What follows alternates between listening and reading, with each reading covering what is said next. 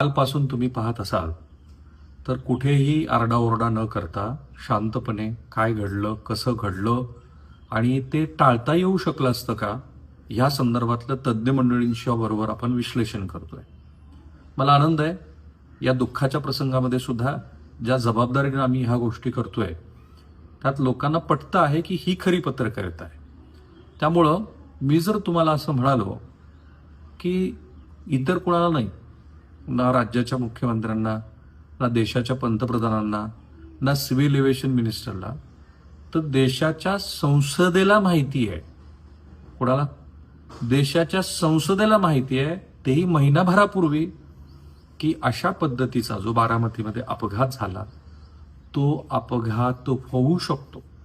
त्या अहवालाची कॉपीच माझ्या हातामध्ये आहे आणि त्यामुळं सगळं जग जे प्रतिक्रियावादी आहे आपल्या आजूबाजूचं, त्याप्रमाणे हे सुद्धा म्हणजे ज्या संसदीय समितीनं हा अहवाल दिला त्याची कॉपी मी माझ्या हातात घेऊन बोलतोय, त्या समितीनं जर वेळीच ह्या सगळ्या उपाययोजना ज्या आता मी मांडतोय त्या जर केल्या असत्या तर बारामतीमध्ये अपघात झालाच नसता. हे स्वतःच समितीने म्हटलं, इतरांनी कुणी म्हणायची पण गरज नाही. ते मी सांगेन. तो 50 कोटीचा विम्याचा जो नवाच मुद्दा माझ्यासमोर आलाय तोही मी सांगेन. पण माझ्याकडे आणखी डिटेल्स आहेत, इनसाइड पूर्ण माहिती आहे. प्रत्यक्षामध्ये जेव्हा विमान क्रॅश झालं तेव्हा त्या विमानाची गती किती होती, त्याचे टेक्निकल स्पेसिफिकेशन्स काय आहेत. जो फ्लाइंग ट्रॅकिंग डेटा आहे त्यानुसार विमानानं सकाळी 8:10 मुंबई विमानतळावरून उड्डाण केलं. ते तर आता सगळ्याला कळलंय. सुमारे 35 मिनिटानंतर हे विमान बारामती जवळील डोंगराळ भागात कोसळलं. 8 ते 9 प्रवासी वाहून नेण्याची क्षमता असलेलं हे लिअरजेट 45 हे अशा प्रकारचं विमान हे सकाळी 8:34 देखरेख सिग्नल प्रसारित करणं थांबवतं. 8:34 हे सिग्नल बंद झाले. काही मिनिटांनी वळण घेत असताना पुन्हा सिग्नल सुरू झाले. पहिली मोठी बातमी, सिग्नल एक वेळेला बंद झाले होते. फ्लाईट रडार 24 नुसार 8:43 सिग्नल यंत्रणा पुन्हा बंद झाली. यावरून अपघाताची संभावित वेळ ही 8:43 मानली जाते. ज्या ठिकाणी जेटनं JDS B सिग्नल पाठवणं थांबवलं ते ठिकाण बारामतीपासून 20 किलोमीटर अंतरावरती आहे. ADS B एक्सचेंज या फ्लाईट ट्रेकिंग सेवेच्या माहितीनुसार विमानाशी संपर्क तुटला तेव्हा ते सुमारे 1016 मीटर म्हणजे साधारणपणे 1 किलोमीटरपेक्षा जास्त उंचीवरती होतं. त्या उंचीवरती त्या विमानाची ताशी गती 237 किलोमीटर एवढी होती. जो आत्ता हा एक्सक्लुझिव्ह रिपोर्ट मी तुम्हाला सांगतोय. ज्या डेटाच्या प्राथमिक विश्लेषणानुसार विमानाच्या उड्डाण मार्गामध्ये कोणतीही असामान्य स्थिती नव्हती. उड्डाणानंतर 10 मिनिटात विमान 6 किलोमीटरपेक्षा अधिक उंचीवरती पोहोचलं होतं आणि एका वेळेला तर 19,000 फूट उंचीवरती ते होतं. ताशी 1036 किलोमीटर वेगानं हे विमान उडत होतं. पुढचा मुद्दा, लिअरजेट तज्ज्ञ होते सुमित कपूर, कारण सुमित कपूर यांना निलंबित केलं होतं, त्यांना दारूचं व्यसन होतं वगैरे अशा बातम्या येत आहेत. पण त्यांचा मेडिकल रिपोर्ट आला होता दोन्ही पायलट आणि को पायलटचा आणि तो परफेक्ट होता. मी संसदीय समितीचा अहवाल तुम्हाला सांगणारच आहे, तो माझ्या हातातच आहे. पण त्याच्या आधी ह्याची पण स्पष्टता व्हायला हवी की पायलट बद्दलचं, की तो पायलट हा 16,000 तासाचा फ्लाइंग आवर्सचा एक्सपिरियन्स असलेला. तर हे जे सुमित कपूर आहेत आणि सहवैमानिक शांभवी पाठक आहे, त्यानुसार कॅप्टन कपूर यांना लिअरजेट्स तज्ज्ञ म्हणजे जे विमान ते उडवत होते त्यातले ते मास्टर होते. कॅप्टन कपूर हे अपघातग्रस्त विमानाचे पायलट इन कमांड होते, म्हणजे महत्वाचं त्यांच्याकडे ती जबाबदारी होती. त्यांनी यापूर्वी सहारा, जेट एअरवेज आणि जेटलाईन सारख्या प्रमुख विमान कंपन्यांमध्ये, कमर्शियल कंपन्यांमध्ये काम केलं होतं.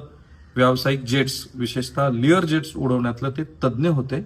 जे विमान पडलं त्यातले ही वॉज अ मास्टर आणि ते दिल्लीचे रहिवासी होते.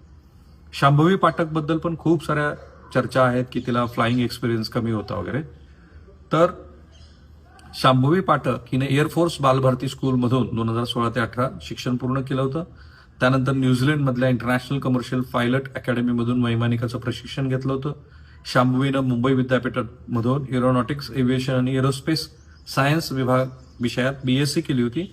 तिच्याकडे DGCAचं frozen airline transport pilot licence होतं. वैमानिक म्हणून काम करण्यापूर्वी तिने मध्य प्रदेश फ्लाइंग क्लबमध्ये असिस्टंट फ्लाइंग इन्स्ट्रक्टर म्हणून सुद्धा जबाबदारी पार पाडली होती. शांभवीकडे 2020 मध्ये मिळालेल्या DGCAच्या कमर्शियल पायलट परवाना आणि न्यूझीलंड सिव्हिल एव्हिएशन ऑथॉरिटीचा सुद्धा परवाना होता. अत्यंत कमी वयामध्ये शांभवीनं ही झेप घेतली होती. 50 कोटी विम्याचा जो मुद्दा आहे तो हा आहे जो मी आता तुम्हाला सांगतोय. हे जे लिअरजेट 45 प्रायव्हेट ऑपरेटर जे VSR एव्हिएशनचं आहे जे अपघातग्रस्त झालं, ह्या विमानाचा थोडका नाही, 50 कोटी रुपयाचा विमा आहे. 50 कोटी रुपयाचा. ऑब्व्हियसली विमानाची किंमत 15 वर्ष जुनं होतं त्यामुळे डिप्रिशिएशन असणार आहे, पण तरी सुद्धा ICICI लोंबार्ड जनरल इन्शुरन्स कडून त्यांनी हा 50 कोटी रुपयाचा विमा घेतला होता आणि तो विमा जसं हे विमान क्षतिग्रस्त झालं त्यानंतर त्या संदर्भामध्ये ICICI लोंबार्डनी सगळं काम सुरू केलेलं आहे. हा 50 कोटीचा क्लेम कंपनीकडनं येईल आणि त्याप्रमाणे ते काम सुरू होईल. ICICI लोंबार्डचं ऑफिशियल स्टेटमेंट असं आहे, the aircraft was insured under an aviation insurance policy issued by ICICI Lombard consistent with our prudent risk amendments and retention framework. The exposure under the policy is appropriately supported through adequate reinsurance arrangement. Our team are closely coordinating with the relevant authorities and stakeholders to facilitate the claims processing accordance with the policy terms and applicable regulatory requirements. 50 कोटी रुपयाच्या विम्या संदर्भामध्ये याची कारवाई सुरू पण झाली. पण मी जो अहवाल सांगतो आहे जो माझ्या हातात आहे तो अहवाल देशाच्या संसदेला JDUचे मंत्री असलेल्या झा यांनी 1 महिन्याभरापूर्वी सविस्तर मांडला होता. ज्या शेड्युल्ड एअरलाइन्स आहेत म्हणजे जेटवे काय ज्या प्रायव्हेट देशांतर्गत विमानसेवा वाहतात त्यांच्याशिवाय हे जे प्रायव्हेट विमान वाहतूक करणारे लोक आहेत त्यांच्या एकूणच सगळ्याच सुरक्षा विषयक नियमावलीमध्ये प्रचंड धांदली आहे आणि हे थांबवणं गरजेचं आहे.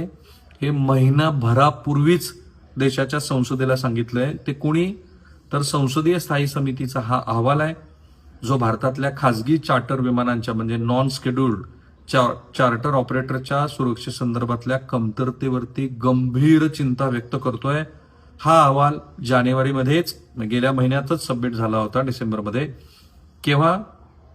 ऑगस्ट 2025 मध्ये सादर झाला होता आणि तो जून 2025 मध्ये अहमदाबाद वरून लंडनला जाणाऱ्या एअर इंडियाच्या भीषण विमान अपघातानंतर की ज्याच्यामध्ये 241 जणांचा मृत्यू झाला त्याच्यानंतर बनवलाय आणि तो देशाच्या संसदेला सांगितलं. त्याच्यात काय म्हटलंय बघा, मी हे मराठीत सांगतो. भारतातील विमान वाहतुकीच्या वाढत्या क्षेत्रात विशेषतः खासगी चार्टर आणि नॉन शेड्युल्ड विमानामध्ये सुरक्षिततेच्या देखरेखीची ओव्हरसाईट क्षमता अपुरी आहे. विमानांची संख्या आणि उड्डाणे वेगाने वाढत आहेत पण DGCA त्याची देखभाल आणि नियंत्रण करण्यामध्ये कमी पडते कारण त्यांच्याकडे ती यंत्रणाच नाही. जे बारामतीमध्ये घडलं की बारामतीचं विमानतळ हे प्रायव्हेटली मॉनिटर होतं. DGCAचं कसलंच त्याच्यावरती कंट्रोल नाहीये. चार्टर्ड खासगी विमान क्षेत्रातील म्हणजे प्रायव्हेट चार्टर सेगमेंट्स मोठी कमतरता आहे. देखरेख आणि त्याच्यासाठीचं निरीक्षण त्याची कमतरता आहे. मेंटेनन्सची मानकं आणि त्याच्यासाठीची शिस्त त्याची कमतरता आहे.